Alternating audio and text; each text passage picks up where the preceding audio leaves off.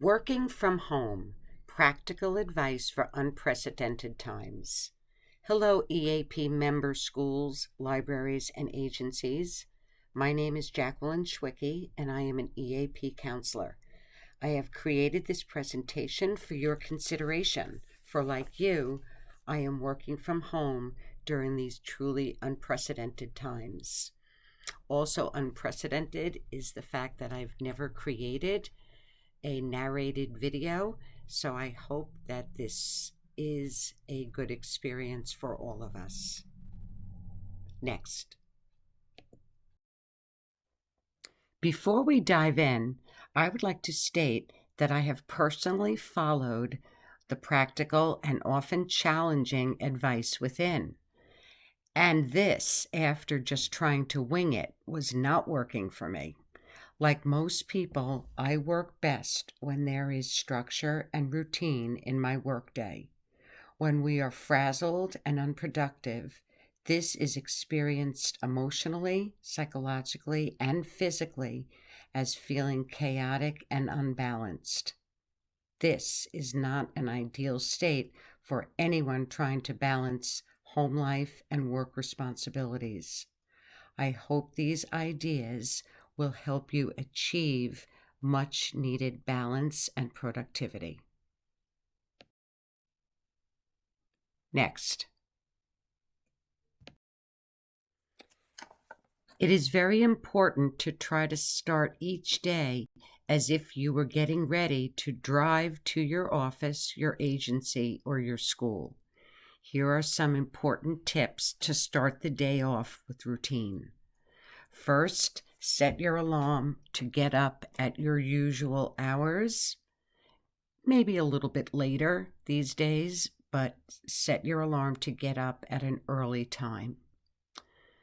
Next, make your bed and straighten up. This will prevent you from getting back into that bed. Take a shower, do your grooming routine, and get dressed. Eat a healthy breakfast. Breakfast is fuel for your day. If possible, add some exercise. Walk the dog, stretching, mindfulness session, online yoga, whatever works. If you have children, walk with them or involve them in the stretching, breakfast routine, chores, and preparing for the day ahead. It'll also give you some much needed time with them. Take care of small home tasks that need attention. This is not the time to start any big projects. Next. Getting dressed for work. Even though you are working from home, it is important to dress the part. Many studies show that getting dressed for work, your regular work day, puts you in the right frame of mind psychologically and emotionally. I do this. I feel like this is really important. I get out of those sweats, get out of those pajamas, nothing super casual. I dress as if I was dressing for, let's say, a casual Friday day at work. A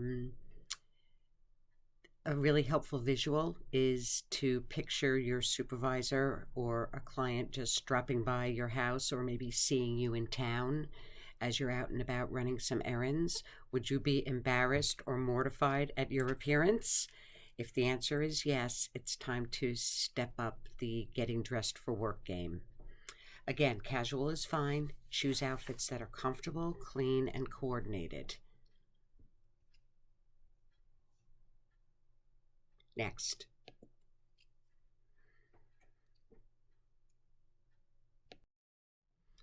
Okay, let's go over some ground rules for working at home.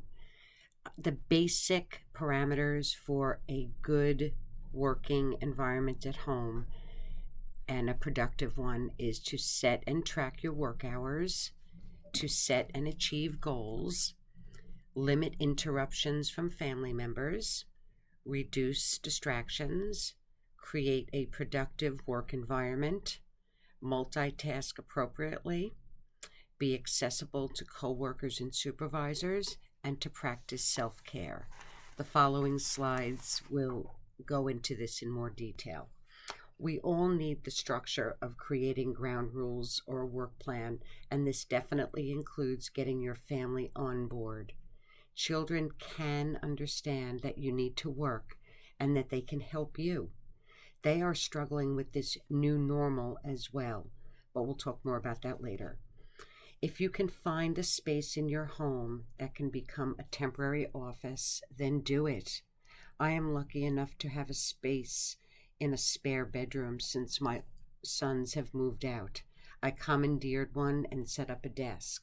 That way I don't need to pack up every day when my work is done.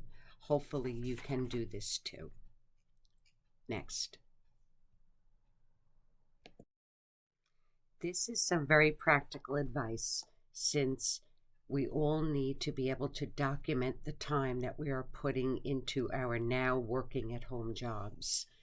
It's important to remember that we are getting paid by our employer and that work is expected. What we miss most, and that can cause anxiety and stress, is the structure and routine of working in an office setting. Replicating this at home as best as you can will help you be focused and purposeful. Use online calendars or written logs to track your work hours and tasks or projects that you're working on, including your online meetings. Some workplaces have developed worksheets and timesheets and task log sheets. Make sure that you get those done and keep them handy for when your employer calls for them. Display a work calendar, especially if you have family at home. Make sure to take a lunch hour and discuss this plan with your children, spouse, or partner. They can and will get on board with you. You may have to be flexible with screen time rules with your children in order to accomplish your workload. Try not to feel guilty. You can return to normal rules when this is over. In our discussions with clients, this seems to be one of the biggest issues for people, is that normal family routines seem to be going out the window right now, and it's causing a lot of stress. Remember, we're all working in ways that are unprecedented and that we've never worked before and may make us feel very uncomfortable. This is common and will change. Next.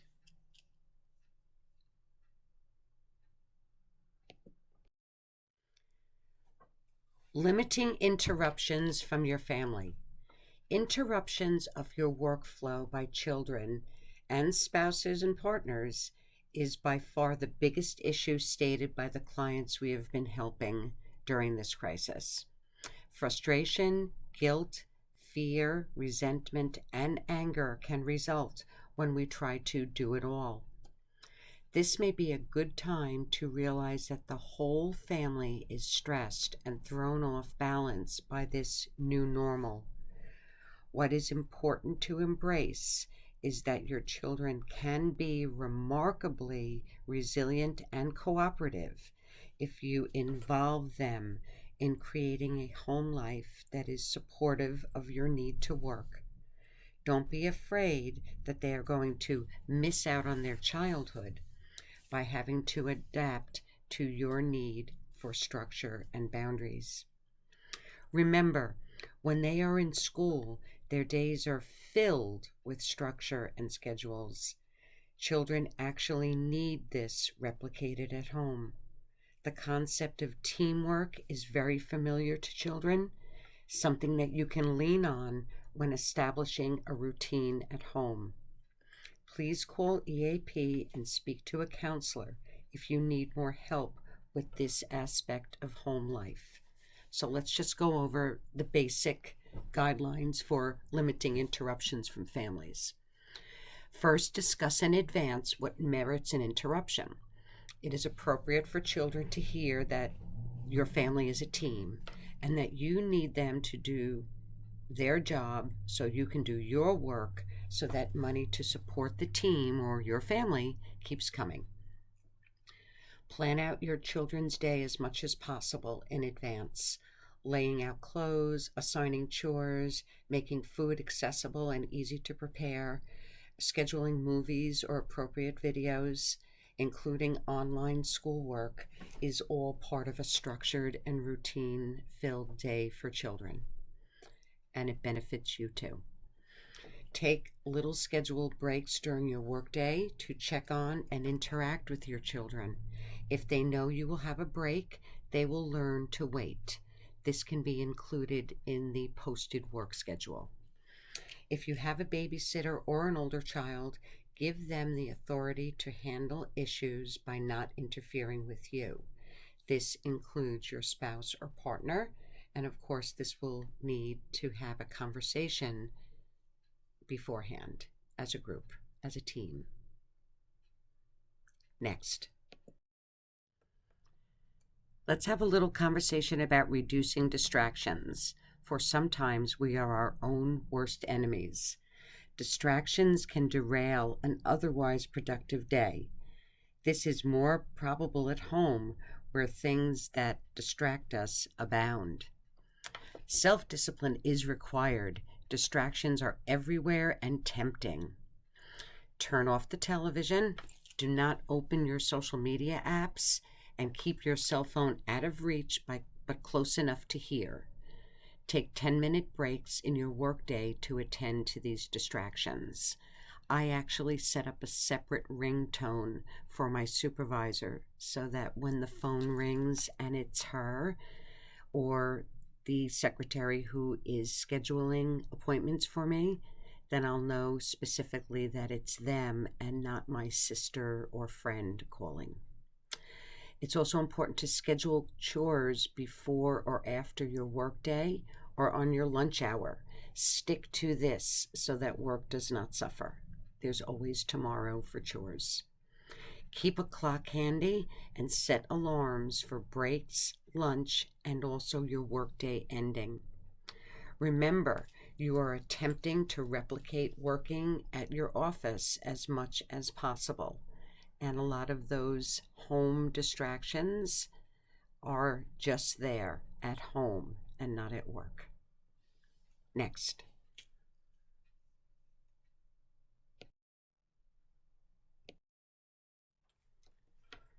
Setting workday goals. This should be done weekly to keep you on track and keep you aware of the big picture. That is the time when we will all be returning to our work settings. First of all, engage in goal setting. That means write down and prioritize long-term, short-term, and mid-term goals. This can best be done on some kind of spreadsheet, a dry erase board, or in a notebook that you keep specifically for work-related things. Check with your employer periodically to collaborate on what is necessary, what is important, and what can wait. You want to be on the same page so as not to waste your time and have to play catch-up by being uninformed. Next is to create a checklist so you can track your progress. Keep that notebook handy to write down ideas and brainstorms. I know that I get ideas sometimes in the middle of gardening or tasks or chores, and I want to make sure that I write those things down or I'll forget them. Participate in online sessions with your coworkers, whether that's Zoom, Google Meet, or some other platform. This will help you catch up, brainstorm ideas, collaborate on things, and also reduce the isolation that we're all feeling. Many of us do actually miss the people that we work with and the social interaction that brought to our lives. It's also important to return your phone calls and emails promptly, but please keep your emails direct and to the point, as coworkers, colleagues, and contacts may be getting more email than usual, and you don't want them to overlook or not read your email completely. So keep them short and to the point. Next.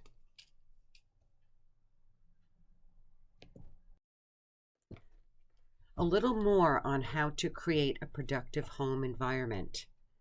Creating a dedicated workspace for your home office is important. Even if you don't have a separate room, it should be a place where you are able to leave your work alone to resume the next day. A colleague of mine has a long dining table that she works from, and her family eats at the other end. She covers her work with a tablecloth, and the next day she lifts it off, and everything is where it should be. That works for her, and it could work for you. Your space should have a door that closes for meetings, privacy, and simply concentrating. Hang a do not disturb sign when needed for online meetings or focusing. Remind your children to knock first and use quiet indoor voices if they need to interrupt. Remember that many of our colleagues and contacts know you are working from home and may also be working from home themselves, and some interruption is unavoidable and expected. Most online meeting programs have the ability to put up a virtual background to keep it looking professional and neutral. You may also be able to upload your own picture if you are tech savvy. Keep handy any office supplies, a phone, or anything else that makes your home office feel like your work office, including a comfortable chair. I even put flowers on my desk and hung a favorite motivational poster. Next.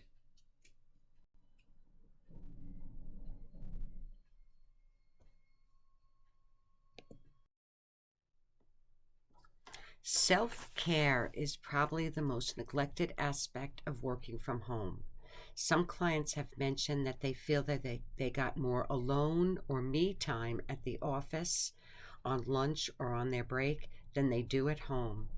Make every day include some time for you. Cut yourself some slack.